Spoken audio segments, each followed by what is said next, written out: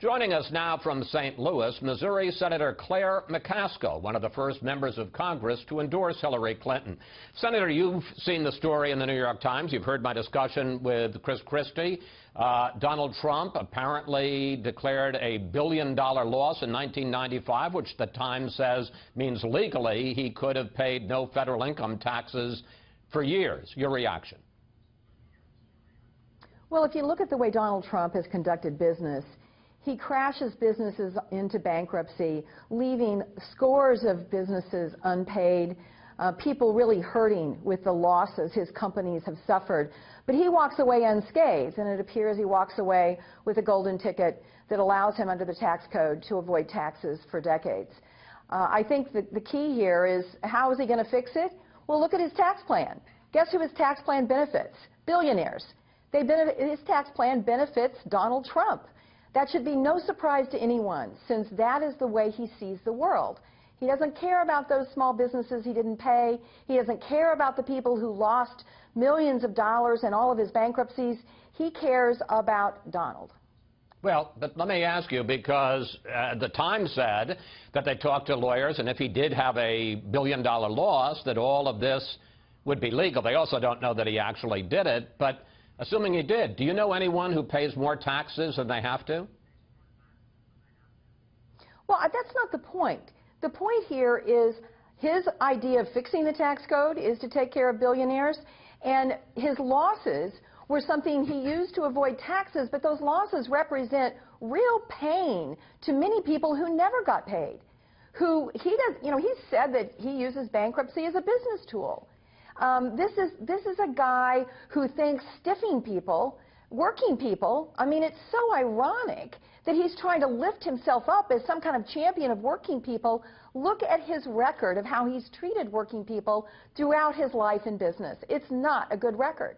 Senator, as we discussed with Chris Christie, Trump, in an interview with the New York Times, has made it clear he's going to go after the Clintons' sex scandals. He says that Clinton was an abuser and that Hillary Clinton was an enabler. And here is Trump on the campaign trail this week. The Clintons are the sordid past. We will be the very bright and clean future. Senator, your response. Well, first of all, I think that it tells a lot about the character of someone as to what they want to focus on during a presidential campaign. And the American people understand that Hillary Clinton and her marriage is not what's important in this election. And if he really wants to compare his character as it relates to how he has conducted his personal life over his adult life with that of Hillary Clinton, even on that score, she comes out ahead. Because this is a guy who goes on national radio and talks about his sex life in detail that is disgusting. Who does that? Who does that? And that's why it's so ironic that he thinks this would be a good idea. This is not somebody who's listening to his advisors. You know, Chris, I have colleagues in the Senate who've been wringing their hands about Donald Trump, and they've said to me, well, Claire, he'll surround himself with good people, and he'll listen to them. Clearly not. He is not listening to the people around him, because everyone around him is saying, don't go there, Donald. Lay off the beauty queen. Lay off the personal marriage situation of the Clintons. But Senator, I think no attention. I think, and you can argue whether it's appropriate or not, I think his point with regard to the sex scandals isn't what Bill Clinton did. It's more what Hillary Clinton did and whether she really is a champion of women, because the fact is, over the course of these years, she has gone after a number of women about allegations that turned out to be true. Let me put a few cases up. She called Monica Lewinsky a narcissistic Looney Tune. She said Jennifer Flowers was a gold digger. Here she is. You're some failed cabaret singer who doesn't even have much of a resume to fall back on. And last year, Hillary Clinton at one point said that people who say that they have been raped deserve to be believed. But then she was asked about Juanita Broaddrick, who in 1978 said that she was raped by Bill Clinton. I would say that everybody should be believed at first until they are disbelieved based on evidence. Fact is, Senator, Hillary Clinton does have a long record of going after her husband's accusers, at least some of whom were later vindicated.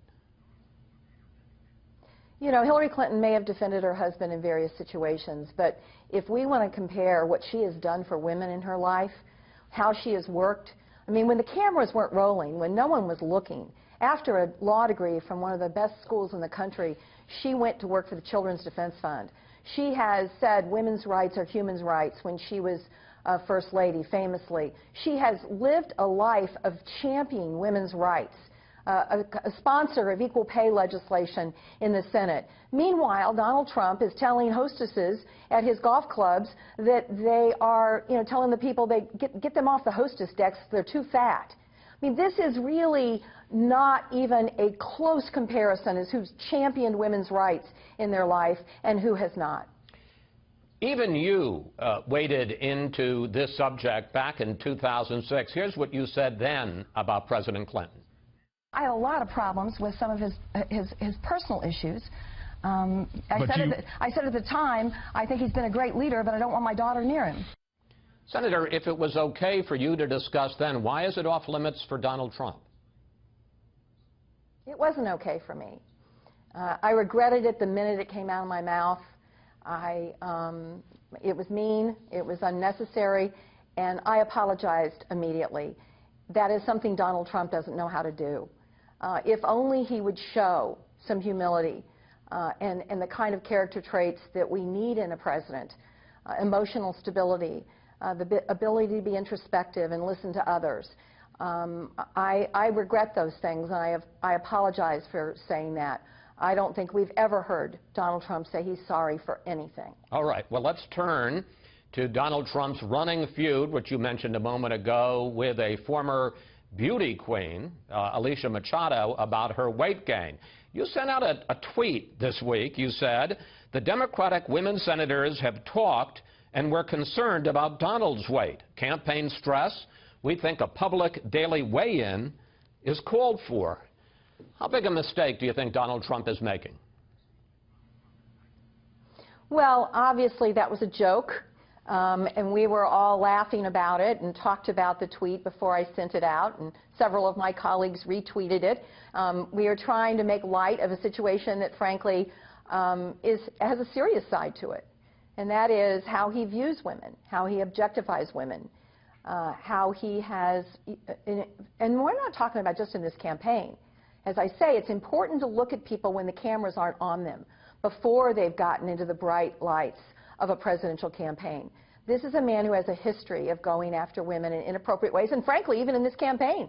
I mean, what he said about Megan Fox, your colleague at Fox, is absolutely, that would be disqualifying in most presidential campaigns. But yet somehow it has not been for Donald Trump. That's why this election is so important. On the other hand, Hillary Clinton has a record, and doubts persist about her honesty. It turns out, and we found out this week, the Justice Department gave some form of immunity to 5 people involved with her private emails, including her State Department Chief of Staff, Cheryl Mills. And here's how FBI Director James Comey defended that in a congressional hearing this week. You can call us wrong, but don't call us weasels. We are not weasels. Senator, if no one did anything wrong, and that's what Hillary Clinton says with the private email servers, although she says it was a mistake in judgment, but if nobody did anything wrong, why are 5 people that were involved with them asking for and receiving immunity from criminal prosecution? Well, because the FBI was looking at Hillary Clinton as the subject of the investigation. I spent a lot of years as a prosecutor. And by the way, if anybody has worked with the FBI, they would tell you this is not an organization of a bunch of Democratic partisan liberals. This is we do not take sides, we go after the facts, and we are determined to get to the bottom of it. That's why dozens and dozens of FBI agents spent months and months doing everything, including giving immunity, which happens frequently in the course of an investigation, to try to find out if there was anything criminal that occurred. And they came to the unanimous conclusion. But briefly, why would they need immunity? Comey said in his testimony that, well, perhaps because they were worried about what, the lawyers say get immunity if you can get it, if you're part of providing information in an investigation. It is common to do, and any prosecutor will tell you this is commonplace, and they were trying to look at Hillary Clinton. They wanted the cooperation of witnesses because they wanted to try to see if Hillary Clinton had done anything wrong. They came to the conclusion she had not. And that is the FBI. That's not some partisan organization.